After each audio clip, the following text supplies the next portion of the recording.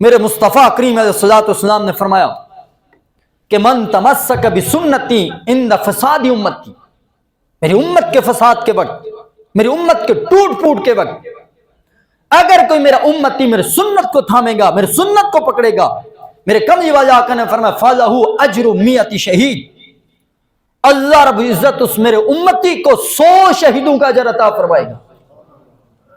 ایک سنت کو زندہ کرنا اس وقت جب امت میں انتشار، امت ٹوٹ پھوٹ کر شکار ہوگی، تو میرے کملی والے آقا نے گویا اپنے اس نگاہ نبوت سے مشاہدہ کر لیا تھا کہ جو وقت گزرے گا میری امت ہر ایک معاملے کو دنیا کے اعتبار سے سرچ کرے گی، اگر میرے دین میرے سنت اگر ان کے مزاج کے مطابق ہوئی تو وہ سنت سمجھے گی، اگر ان کے مزاج کے برخلاف ہوئی میری امت وہاں سے بھی کترا کر گزر جائے گی۔ اس وقت میرے کملی والے آقا نے اپنے ان غلاموں کو، ان محبین کو، میرے کملی والے آقا نے بشارت دی، خوشخبری دے کر فرمایا اس وقت بھی اگر تم میری سنت کو پکڑو گے تو تمہیں ثمرہ کیا ملنا ہے؟ شہید حقیقی جو احیاء دین کے لیے لڑتا ہے، جو اسلام کی سربلندی کے لیے لڑتا ہے، جو اسلام کے دفاع کے لیے لڑتا ہے، جو شاعر اسلام کے دفاع کے لیے لڑتا ہے، وہ شہید اپنی جان دے کر جو اجر پاتا ہے۔ میرے کملی والے آقا نے فرمایا میری امت کا وہ فرد جو میری سنت کو زندہ کرتا ہے اللہ رب العزت اسے 100 شہیدوں جتنا ثواب عطا فرمائے۔ اب اس حدیث کے تحت دیکھیے ملا علی قاری رحمۃ اللہ تعالی علیہ نے مرقات کے اندر اس کی وضاحت کی ہے۔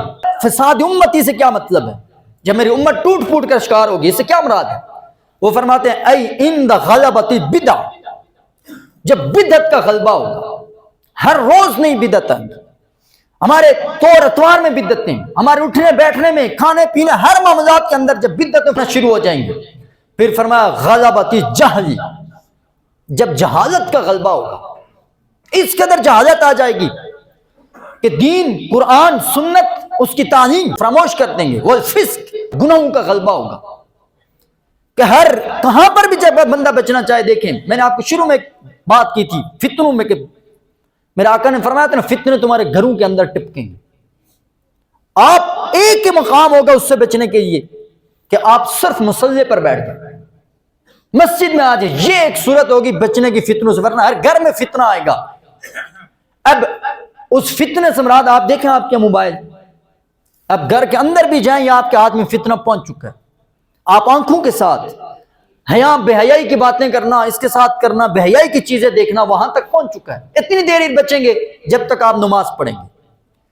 تو گویا ملا علی قاری رحمۃ اللہ تعالی فرماتے ہیں جب فسق کا غلبہ ہوگا، جہالت کا غلبہ ہوگا اور بدعت کا غلبہ ہوگا، اس وقت لوگوں کی تان تشنی، لوگوں کے تانوں سے بھی بے پرواہی سے سنت پر عمل کرے گا، 100 شہیدوں کا ثواب۔ پھر ملا علی قاری مزید فرماتے ہیں کہ اللہ رب العزت نے اس بندے کو 100 شہیدوں کا ثواب کیوں دینا ہے؟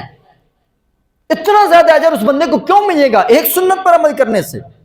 وہ فرماتے ہیں لما یلحقہ من المشقۃ بالعمل بہا وباحیائہا، کہ جو بندہ اللہ کی راہ میں شہید ہوتا ہے اسے ایک مرتبہ ضرب لگنی ہے، اس نے جان دے دینی ہے، وہ شہید ہو جائے گا۔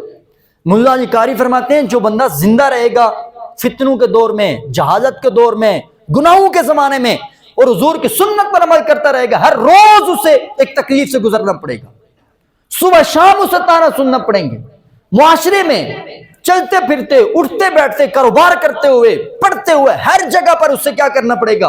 ایک مشقت برداشت کرنی پڑے گی۔ جب اس مشقت سے گزرتا ہے گویا کہ وہ بِإِحْيَائِهَا، وہ مشقت کیوں اٹھاتا ہے؟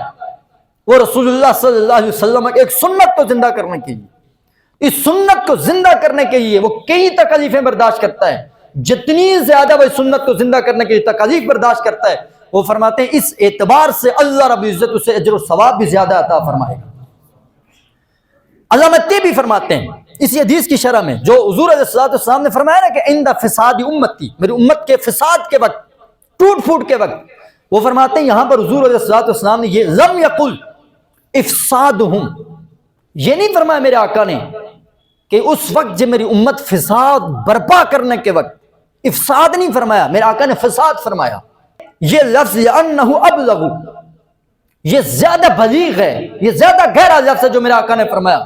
وہ کہنا ذواتہم قد فسدت فلا یستر منہم صلاح. علامہ طبی اس کی شرح فرماتے ہیں کہ مصطفیٰ کریم علیہ الصلوۃ والسلام نے جو فساد کا لفظ فرمایا ہے یہ اتنا بلیغ اور اتنا جامع لفظ ہے. یہ اس دور کی بات ہے کہ جس دور کے اندر لوگوں میں اصلاح کا جذبہ ختم ہو جائے گا. انہیں جب اصلاح کی بات کی جائے گی وہ الٹا گریبان کی طرف آئیں گے. جو انہیں جب درست سمت رہنمائی کی جائے گی وہ الٹا تمہاری داڑیاں نوچیں گے. اور وہ فرماتے ہیں فسدت فلا یستر منہ صلاح. اس قدر امت فساد میں مبتلا ہو جائے گی ان پر نہ کہ واز اثر کرے. فلا ینجع الواز فیہم. وہ فرماتے ہیں ان پر واز نہیں اثر کریں گے. انہیں کوئی نصیحت کرے گا ان پر نصیحتیں اثر نہیں کریں گی. انہیں کوئی دین کی طرف رہنمائی کرے گا اس کی رہنمائی اثر نہیں کرے گی. یہ اس دور کی بات ہے. تو کافی حد تک تو یہاں تک ہمارا یہ معاشرہ پہنچ چکا ہے. ہماری اصلاحی باتیں ہمارے کو دین کی طرف رہنمائی کی جائے تو ہماری سوچ یہاں تک ہوتی ہے کہ بس ہم مسجد سے باہر نکلیں. آج ہماری کیا ہمیں رسول اللہ کو سنت بتائی گئی ہے زندگی میں نہیں سیکھ سکے ہو.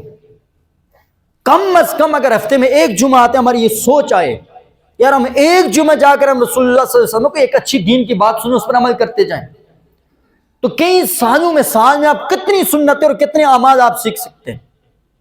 اور الحمدللہ میرے گفتگو کا مقصد بھی معاشرے کی اصلاح ہے اور معاشرے کے اصلاح کا بہترین نظام کیا ہے وہ سنت رسول ہے. رسول اللہ صلی اللہ علیہ وسلم کا طریقہ ہے. جب ہم اپنے گھر سے آغاز کرتے جائیں گے ہر بندہ ایک ایک بندہ اپنے گھر سے اس کا آغاز کرتے جائے گا تو معاشرہ خود بخود سدھر جائے گا.